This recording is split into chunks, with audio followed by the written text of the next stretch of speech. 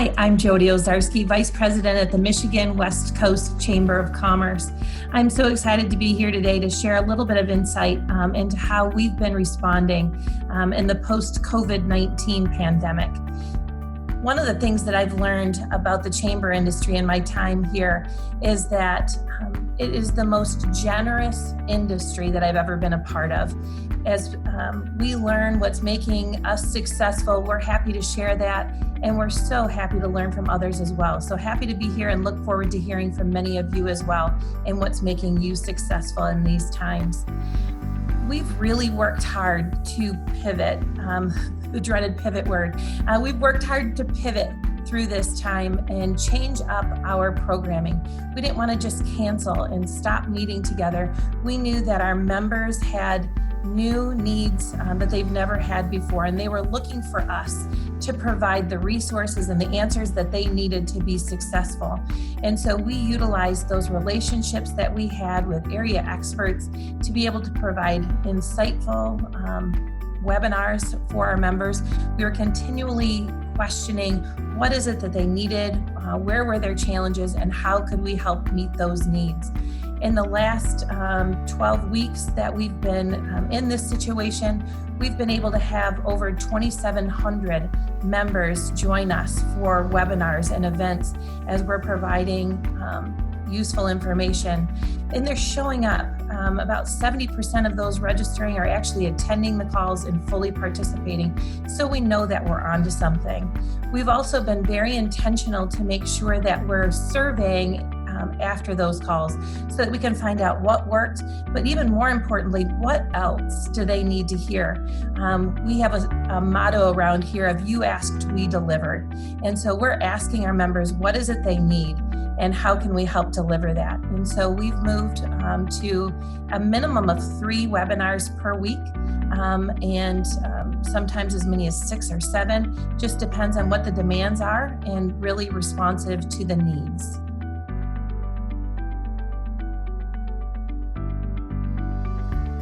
So one unique thing that happened for us through this situation is we were right in the middle of making our transition from Chamber Master to GrowthZone. And so we thought, hey, perfect timing. Well, it's going to be quiet because we're in this pandemic situation. We'll be able to kind of slowly ease our way into the GrowthZone platform. And we quickly discovered that was not going to be the case. We are busier than we've ever been. And we're so thankful that we've been able to quickly transition into this platform and found that it was kind of a seamless transition really for our staff and for our members from a utilization standpoint. In the first day that we were live on GrowthZone, we had 200 registrations come in for webinars that we had scheduled. Man, were we grateful that it actually worked and worked in the way that it was supposed to.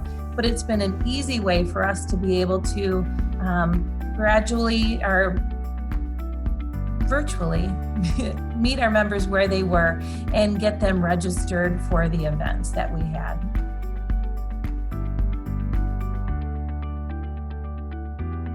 When this situation first came up, the initial stay-at-home order for us in Michigan was 3 weeks. And so we made an intentional decision at that point that we were going to reach out to every one of our members by phone. We have 1,230 members, and so as a staff of 7 people, how are we going to reach them? We're going to break them up. We're going to call them, each and every one of them by phone, and understand what they're facing, let them know that we're here for them. As we worked our way through that process, by the time we get to the end of week 2 and into week 3, we started hearing from people, I miss people.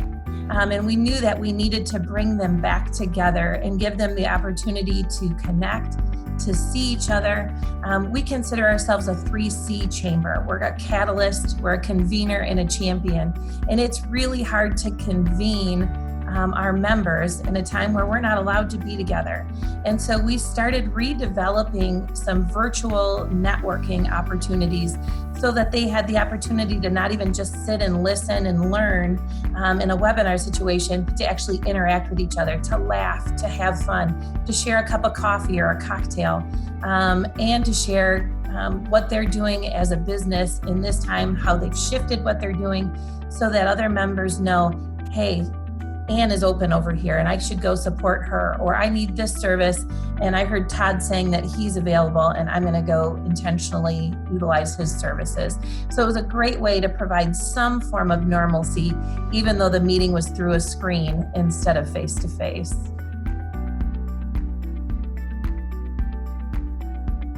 I think one of the coolest things that's happened as a result of this situation is we've become hyper-focused on what our member needs are.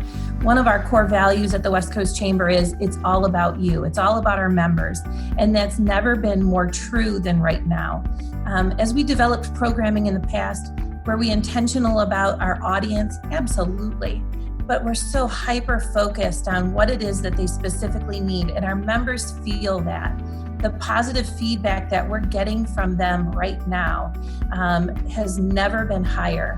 They're so grateful that we understand what they're experiencing and that we're providing the resources that they need. We had a member that joined in the midst of this actually, and we'd been trying to recruit them to be a member for years, and finally they pulled the trigger. And we have gotten more feedback from her saying, I don't know why I waited so long. You guys are incredible. The value you're providing is unbelievable. And she's become our biggest advocate. And you think more and more and more people are seeing that. We're starting to see checks coming back in. Memberships are renewing, and often from places that you think are at risk. But they see the value and they want to support what we're doing because they know we're supporting what they do. You know, as we all navigate this situation that's brand new for all of us, there's a big temptation, I think, to try to solve everybody's issues. And unfortunately, there's a way more need than what any one person is going to be able to provide. And so my recommendation for our own chamber and for you as well is to make sure that you stay very focused on who you are as an organization. Identify what your mission and your purpose is, and make sure that the response that you're providing right now stays true to those things. We can't be all things to all people, but if we can do what we're supposed to do and do it really, really well, we can make a positive impact for our communities.